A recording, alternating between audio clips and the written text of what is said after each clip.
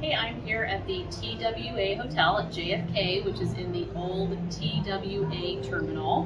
Mid-century, really cool. But today's question is, should I pack just a carry-on or should I check a bag? So these days we recommend, if at all possible, you bring just a carry-on because we're seeing many more incidences of lost baggage, and we've even seen super long lines just to check a bag.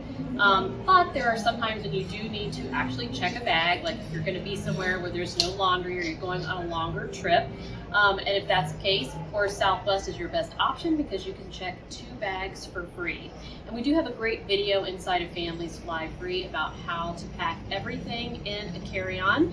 And you can also check out my podcast below where I talk about how my family made the switch mostly to carry-on bags.